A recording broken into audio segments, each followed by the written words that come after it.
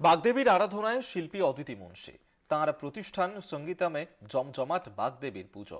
বিদ্যাদেবীর আরাধনার দিন তিনি ডুব দিলেন ছোট্টবেলার স্মৃতিতে।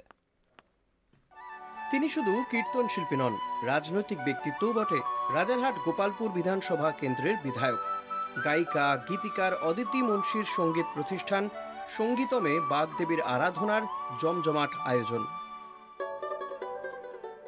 সকলের উপস্থিতিতে, সমস্ত ছাত্রছাত্রী পরিবার সবার উপস্থিতিতে আজকে এখানে পুজো সুসম্পন্ন হলো একটু আগে, এবং একেবারে ঘরোয়া মেজাজে রয়েছেন অদিতিদি। আজকের দিনের জন্য তো আমরা সবাই খুব ভয়ে থাকি, মানে ছোট থেকে সেই ভয়টা না বসে গেছে, এবং বড় হয়ে সেই ভয়টার ভয়ের জায়গায় নেই।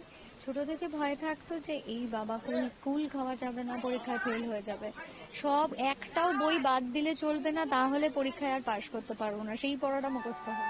জল হোক বা মাটি, দূষণের জেরবার প্রকৃতি, তাই প্রতিবারের থেকে একটু আলাদা অদিতির এবারের পুজোর ভাবনা।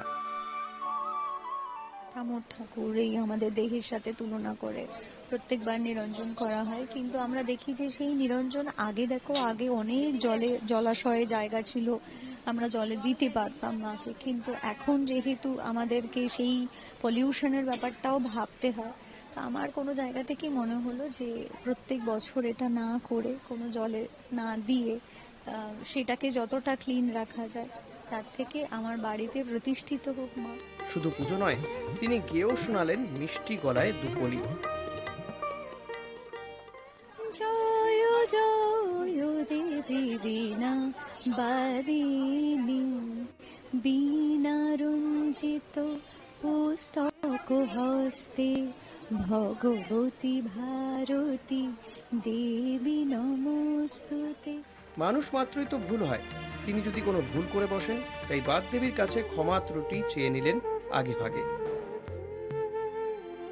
থেকে এখানে আসা, তবে থেকে আমার মা বসলেন একদম পদ্মাসনে বসলেন তিনি, আর এই বছর থেকে উনি এখানে প্রতিষ্ঠিত হলেন। তো আমার কাছে এটা অনেক বড় বিষয়। শুধু এখন এটাই প্রার্থনা করি যেন কোনো দিন কখনো ভুল ত্রুটি না হয়ে যায়, তারা সম্মান না হয়ে যায়। আজ তিনি শুধুই দর্শক, তার প্রতিষ্ঠানের ছোট ছোট ছেলেমেয়েরা নানা সাংস্কৃতিক অনুষ্ঠানে অংশগ্রহণ করবে। পুজো, অতিথি আপ্যায়ন সহ হাজারো ব্যস্ততা, সব মিলিয়ে মিশিয়ে যেন উৎসবের মেজাজে ভরপুর তার গোটা দিনটাই।